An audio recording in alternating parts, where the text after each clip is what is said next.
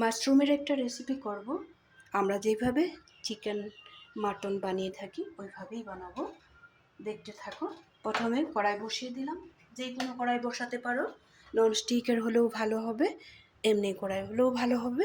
এখন আমি সরষের তেল দিয়ে দিলাম।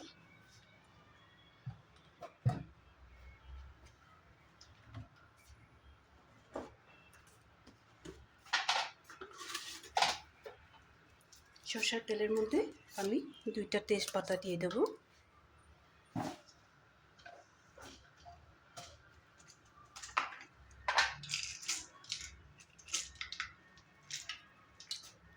ছোট্ট এক টুকরা দালচিনি দিয়ে দিলাম।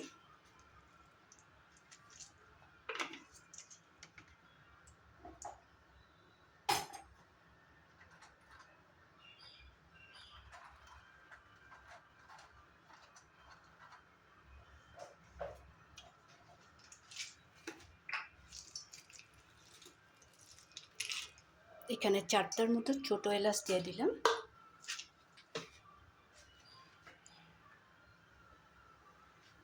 এখন এখানে কেটে রেখেছি ছোট ছোট করে 2টা টমেটো। পেঁয়াজটাও এরকমই ছোট করে কেটে রেখেছি। পেঁয়াজটা আর টমেটোটা দিয়ে দেব।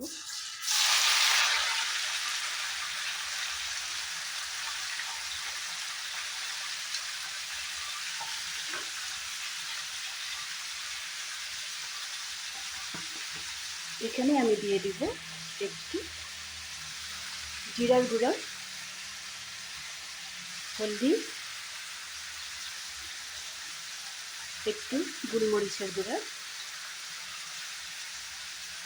সামান্য পরিমাণে ভাজা মশলা।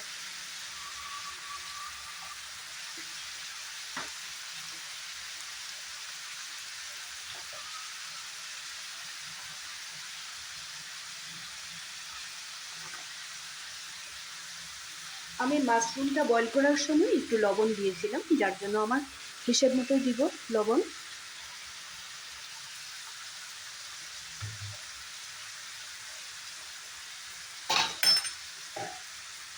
এখন সব কটা জিনিস ভালো করে ফ্রাই করে নেব।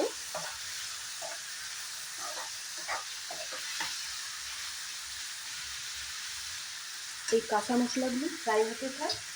এখন আমি এখানে মিক্সির বাটিতে আদা, কাঁচা লঙ্কা আর রসুন আধা বাটা করে নেব।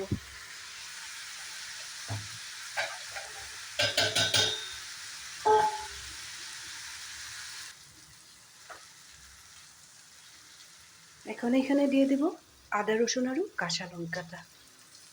খুব একটা মিহি পেস্ট করি নাই, মিহি পেস্ট করলে খেতে ভালো লাগবে না।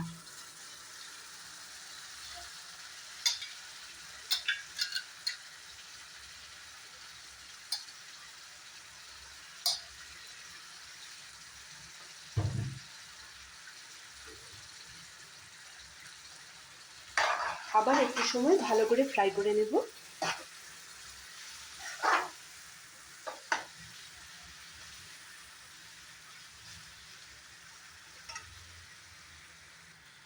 মশলাটা ভালো করে ফ্রাই করে হয়ে গেছে। এখন এখানে দিয়ে দিব বয়েল করে রাখা মাশরুমের টুকরাগুলা।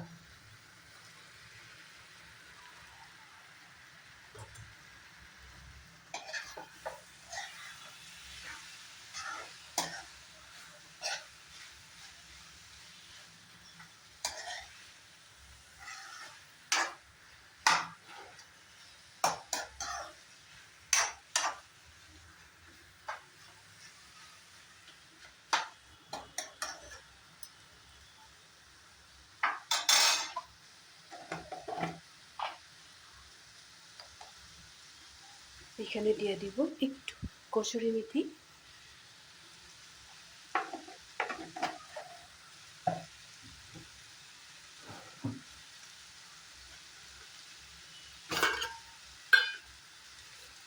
টেস্টটা বাড়াবার জন্য সামান্য পরিমাণে চিনি দিয়ে দেব।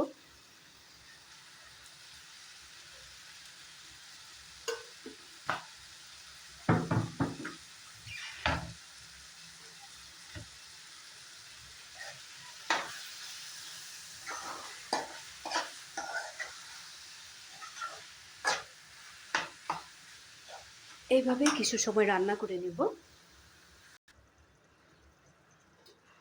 মাশরুমটা একবার দেখে নেব।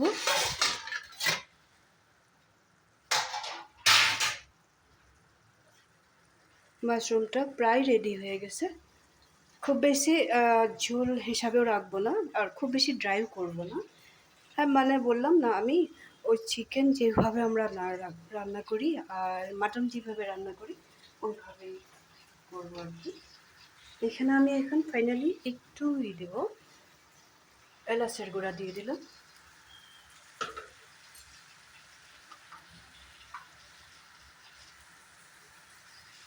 এখানে দিয়ে দিব একটু বাটারটা দিয়ে ভালো মতো নাড়াচাড়া করে নিয়ে নামিয়ে রাখবো।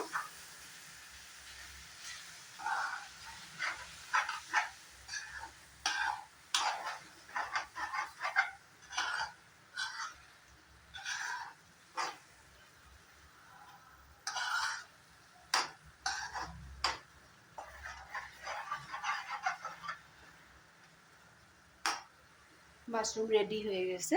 তোমরাও বাড়িতেই এইভাবে একবার মাংস যেভাবে রান্না করি ওইভাবেই রান্না করলাম। ওইভাবে তোমরাও আমার এই ভিডিওটা দেখে এইভাবে একটি রান্না করে করে খেয়ে দেখবে।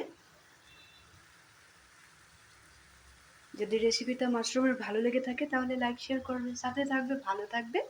আর খেয়ে যদি ভালো লাগে কমেন্ট করতে ভুলবে না।